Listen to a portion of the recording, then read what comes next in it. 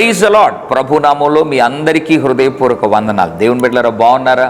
జీవితంలో మనకు చాలా విషయంలో ప్రభువుని నమ్మి కూడా, ప్రభు ఎవరో తెలుసుకొని కూడా భయము లేని ప్రవర్తన ఉంటుంది. కొంతమంది ప్రార్థన చేస్తూ ఉంటారు, వాక్యం చదువుతూ ఉంటారు, మందిరానికి వెళ్తూ ఉంటారు, కానీ ప్రభు ఉన్నాడు, ప్రభు చూస్తున్నాడు అనే భయం లేకుండా ఇంట్లో కావచ్చు, బయట కావచ్చు, ఆఫీస్లో కావచ్చు, కాలేజీలో కావచ్చు, పనిచేస్తున్న స్థలంలో కావచ్చు, పరిచయలో కావచ్చు, రకరకాల తప్పులు చేయడానికి దుర్బుద్ధి కలిగి భయము లేని తత్వంతో సాగిపోతూ ఉంటారు. దేవుని బిడ్డలారా, ఇర్మియా గ్రంథం 16వ అధ్యాయం 17వ వచనంలో ప్రభు ఒక మాట మాట్లాడుతున్నారు. ఏదియు నా కనులకు మరుగు కాలేదు. ఎంత భయం వేస్తుందండి ఈ మాట వింటే. మన దేవుని కనులకు ఏది మరుగు కాలేదు. నీ హృదయమును చూస్తున్నాడు, హృదయములో ఉన్నది కూడా ఆయనకు మరుగు కాలేదు. ఇంకా బయట చేసేవి మరుగై ఉంటాయి అని అనుకోవడం ఎంత బుద్ధిహీనత.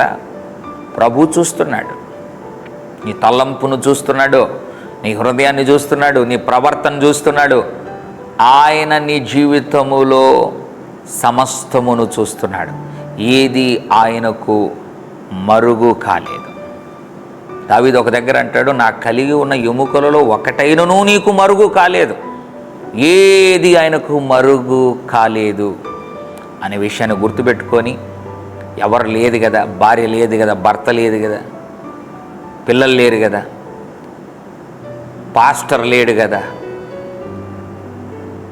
మనుషులు లేరు కదా, వారు లేరు కదా, వీరు లేదు కదా, నీ రకరకాల పాపం చేస్తున్నావా? దేవుడు ఉన్నాడు, ఆయనకు మరుగు కాలేదు అనే విషయాన్ని గుర్తుపెట్టుకొని భయంతో జీవించు, పరిశుద్ధమైన బ్రతుకు, దేవుని రాజ్యాన్ని స్వతంత్రించుకో. పరిశుద్ధ తండ్రి, నీకు వందనాలు. మమ్మల్ని చూస్తున్న దేవుడవయ్యా, ఏది నీకు మరుగు కాలేదు అని మాట్లాడి జ్ఞాపకం చేసావు. ఎంతమంది అయితే భయం లేకుండా, దేవుడు చూస్తున్నాడు అనే భయం లేకుండా ఎంతమంది అయితే ప్రవర్తిస్తున్నారో వారిని దయతో క్షమించండి.